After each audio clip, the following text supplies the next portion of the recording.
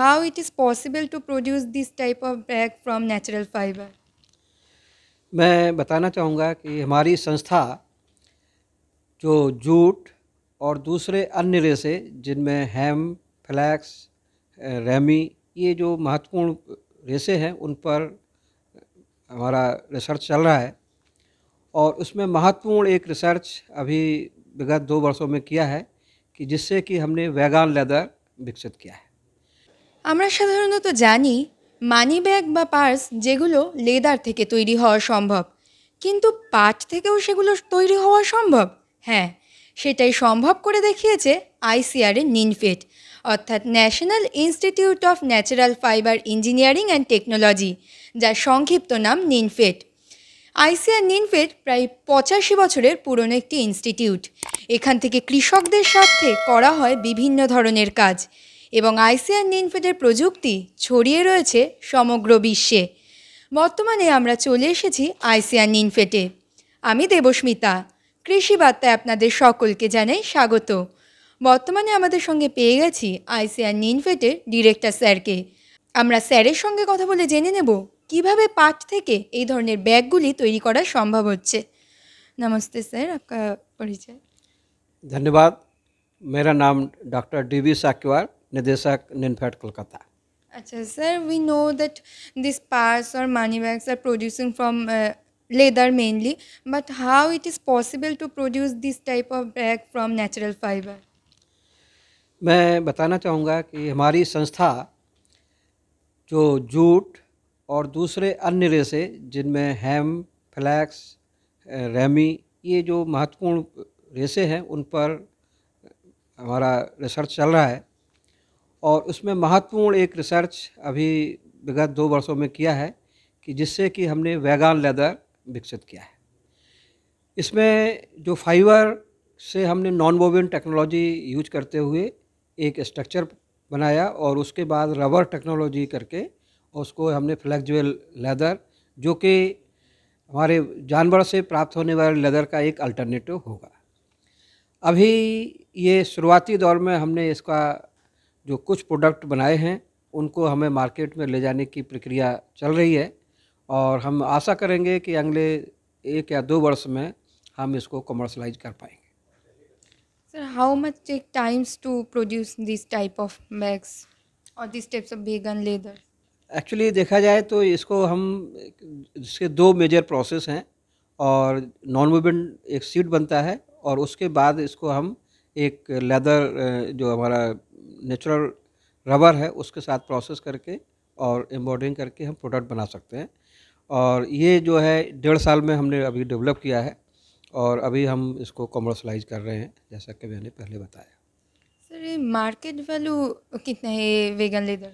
Vegan leather का market value अगर हम देखें कि हम बहुत सारे उत्पाद, जूते से लेकर के एसेसरीज जिसमें बेल्ट, बैग, हमारे जो सोफ़ा सेट, इनमें सभी में ये लेदर का उपयोग होता है। और जो हमने उत्पाद बनाए हैं वो अभी एसेसरीज के लिए उपयोगी पाए गए हैं। जो शूज बनाने के लिए और उत्तम क्वालिटी का हमें उत्पाद चाहिए, इसमें हम और खोज कर रहे हैं किस तरह से इसकी स्ट्रेंथ, जो मजबूती है वो बढ़े। और उसका जो शू इंडस्ट्री बहुत बड़ा आकार है और इसमें हमारा निश्चित रूप से जो सस्टेनेबल प्रोडक्शन है, क्योंकि अभी हम जब जानवर को काटते हैं फिर उसके बाद जो टैनिंग की प्रोसेस करते हैं उसमें बहुत सारा प्रदूषण होता है। अब हम ऐसे जो हमारा प्रोसेस है उससे छुटकारा पाने के लिए ये एक जूट और दूसरे अन्य फाइबर एक विकल्प के रूप में हमारे सामने आ रहे हैं, जिसमें कि कम से कम हमारा प्रदूषण होगा और जो हमारा उत्पाद होगा वो बायोडिग्रेडेबल, जो कि आसानी से गल सकता है, उसमें हम बायोडिग्रेडेबल कर सकते हैं। क्योंकि इसके बीच में एक और उत्पाद है सिंथेटिक लेदर, और सिंथेटिक लेदर जो कि कभी भी ख़त्म नहीं होती है और उसकी वजह से पॉल्यूशन बढ़ता है और हमारा पूरे विश्व में एक एनवायरनमेंट इशू आ चुका है। तो नेचुरल फाइबर्स जिसमें जूट, फ्लैक्स, हेम्प और ये ऐसे रेशे हैं जिनका भविष्य में बहुत बड़ा फ्यूचर है।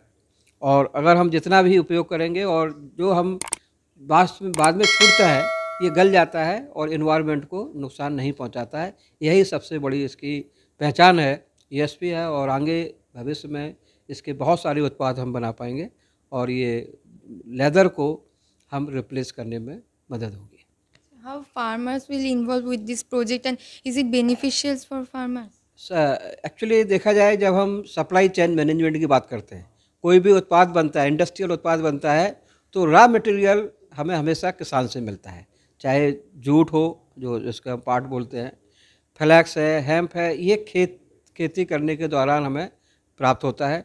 जब खेत से हमें रेशा चाहिए तो नेचुरली जो उसका उत्पाद किसान का जो बिक्री होगी, किसान का ज़्यादा मात्रा में उपयोग होगा तो किसान को फ़ायदा होगा, और जब किसान को फ़ायदा होगा तो वो इसको ज़्यादा, जूट को ज़्यादा अपना एरिया बढ़ाएगा। अभी फ्लैक्स है, उसका भी उत्पादन कम है, उसको भी एरिया बढ़ाने की ज़रूरत है। और जो हेम्प फाइबर है, क्योंकि हेम्प कुछ प्रदेशों में अभी बैन है, लेकिन उत्तराखंड, हिमाचल और दूसरे प्रदेश हैं, इवन उत्तर प्रदेश, इसमें इसको उपयोग में आने लगे हैं और ये जंगल में पाया जाता है। और इसमें सरकार ने इसमें अनुमति दे दी गई है कि जंगल में जो भी उत्पाद होते हैं उस पर किसानों का कब्जा है, किसानों का अधिकार है। उस किसानों के अधिकार के तहत हेम्प फाइबर को उगाया जाएगा और ये सबसे अच्छा फाइबर है और आसानी से ये मिलता है, बायोडिग्रेडेबल है। कोई भी किसी तरह से इसमें ऑर्गेनिक मटेरियल के अलावा कोई भी फर्टिलाइज़र इस तरह का उपयोग नहीं होता है। तो ये भी एक बहुत महत्वपूर्ण है कि ये ऑर्गेनिक प्रोडक्ट होगा, जिसमें कोई भी सिंथेटिक मटेरियल उपयोग नहीं किया गया और हमेशा ही इसको ऑर्गेनिक प्रोडक्ट कहलाएगा। বর্তমানে আমরা আমাদের সঙ্গে পেয়ে গেছি আইসিআর নিনফিটের সিনিয়র সায়েন্টিস্ট ডক্টর শান্তনু বসাককে। আমরা স্যারের সঙ্গে কথা বলে এই ভেগান লেদারের টেকনিক্যাল পার্ট সম্পর্কিত বিস্তারিত কিছু তথ্য জেনে নেব। স্যার নমস্কার, আপনার নাম? হ্যাঁ, আমি ডক্টর শান্তনু বসাক, এই সংস্থানের বরিষ্ঠ বৈজ্ঞানিক হিসাবে লাস্ট 4 বছর ধরে রয়েছি। তো আমি এই প্রজেক্টটির সাথে এই প্রজেক্টের প্রিন্সিপাল ইনভেস্টিগেটর এবং এর সমস্ত টেকনিকই যে সমস্ত দিকগুলো রয়েছে তা নিয়ে আমি কাজ করছি। তো এই সম্বন্ধে আমার প্রথম বক্তব্য হলো, প্রথম এই কাজটি শুরু করার আগে আমাদের অনুপ্রেরণা এটাই ছিল যে ন্যাচারাল লেদার যখন প্রসেসিং হয় তখন কিন্তু প্রচুর পরিমাণে সিনথেটিক কেমিক্যাল প্রচুর ইউজ করা হয় এবং তার সাথে সাথে আপনারা সবাই জানেন যে পশুদেরকে হার্মফুল হয়, তাদেরকে স্লটিং করা হয়, স্লটিং করার পরে সেই লেদারকে এক্সট্র্যাক্ট করা হয়। তো এই জিনিসগুলোকে অ্যাড্রেস করবার জন্য, কমানোর জন্য বা সাপ্লিমেন্ট করবার জন্য আমরা একটা নতুন ধরনের ইনিশিয়েটিভ আমাদের সংস্থানের তরফ থেকে নিয়েছি যে যদি কোনো প্রাকৃতিক উপায়ে আমরা এই লেদারটিকে মিমিক করতে পারি, নতুনভাবে বানাতে পারি। সেই জন্য আমাদের সংস্থানের তরফ থেকে আমরা বিভিন্ন ন্যাচারাল ফাইবারের বানানো কাপড়কে আমরা একটা প্রাকৃতিক রাবারের ফর্মুলেশনের সঙ্গে ট্রিটমেন্ট করে এক ধরনের লেদারের মতো জিনিস তৈরি করেছি এবং তার উপরে কিছু বায়োডিগ্রেডেবল রঙের বন্দোবস্ত করে তার উপরে কোট করে সেটাকে একদমই লেদারের মতন করে তৈরি করা হয়েছে।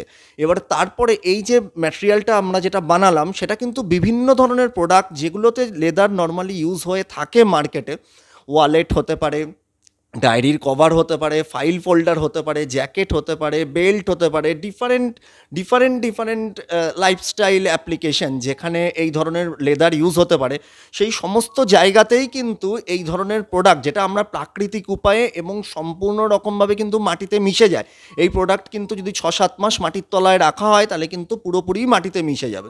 সুতরাং এই প্রোডাক্ট এইটা কিন্তু পুরো টোটালি পরিবেশ সহায়ক এবং কোনো রকম জীবজন্তুদের কোনো ক্ষেত্রে হার্মও করা হবে না এবং কোনো রকম কোনো সিনথেটিক টক্সিক কেমিক্যালসও কিন্তু আমরা কোনোভাবেই এখানে ব্যবহার করিনি।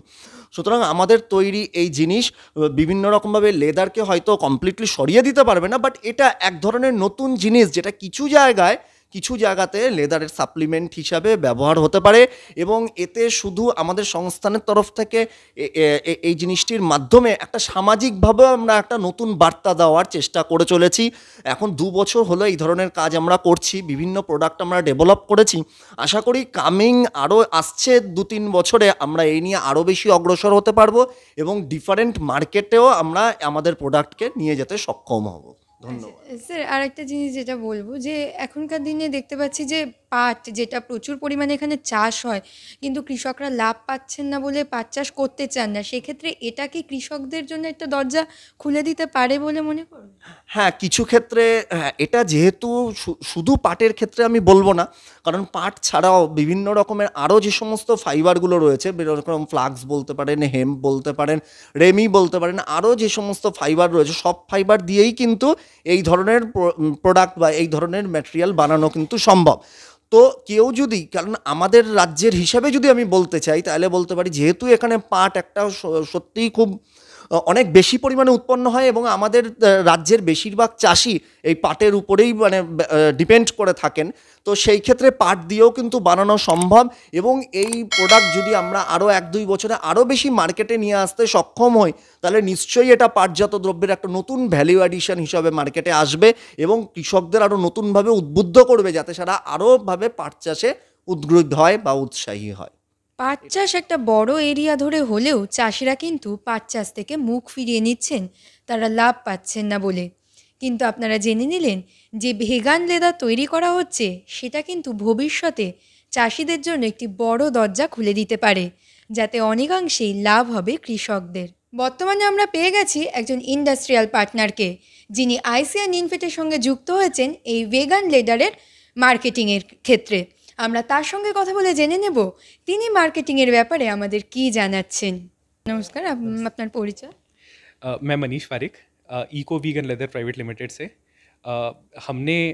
हम इस प्रोजेक्ट के पार्ट हैं जिसमें हम वीगन लेदर डेवलप कर रहे हैं सर के साथ में, आईसीआर निम्फेड के साथ में, जहां हम चमड़े को बना पाते हैं सिंथेटिक तरीके से बिना जानवर को मारे।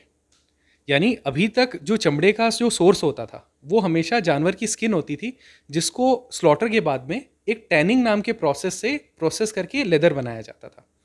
पर आइडिया ये है कि जो फाइबर जानवर के शरीर से हमें मिलते हैं वो हम प्राकृतिक रूप से नेचर से भी हम ले सकते हैं। जैसे कि बंगाल में जूट बहुत ही प्रचुर मात्रा में अवेलेबल है, तो हम जूट को सब्स्टिट्यूट के तौर पे देख सकते हैं चमड़े का।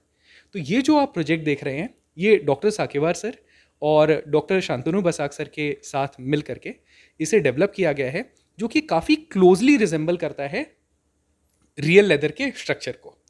और हमें जिस तरीके से प्रोग्रेस यहाँ मिली है, उम्मीद हम ये करते हैं कि भविष्य में हम इसे बिल्कुल चमड़े के नज़दीक ला पाएंगे in terms of look, feel and performance.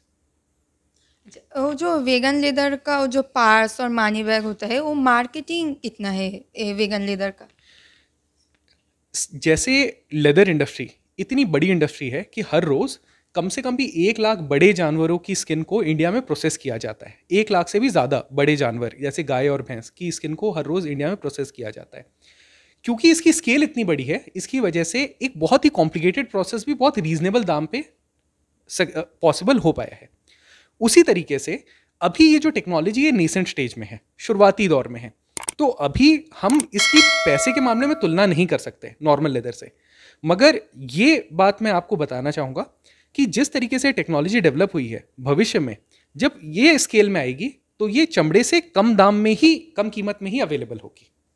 अभी वो वेस्ट बंगाल का वो मार्केट में अवेलेबल है? नहीं, ये अभी तक सिर्फ लैब स्केल में है। अब हम धीरे धीरे इसे कमर्शलाइज कर रहे हैं। আপনারা শুনে নিলেন, এই আইসিআর নিনফেটের বিজ্ঞানীরা আশা করছেন যে এই ভেগান লেদার ভবিষ্যতে কিন্তু বাংলার একটি বড় দরজা খুলে দিতে পারে এবং এটি কিন্তু কৃষকদের কাছেও লাভজনক হতে পারে বলে আশা করা যাচ্ছে। এরকম আরও নতুন নতুন তথ্য জানতে অবশ্যই আমাদের কৃষিবার্তা চ্যানেলটিকে সাবস্ক্রাইব করে বেল আইকনটি প্রেস করে রাখুন, যাতে সবার প্রথমে নোটিফিকেশানটি আপনার কাছেই পৌঁছে যায়। নমস্কার।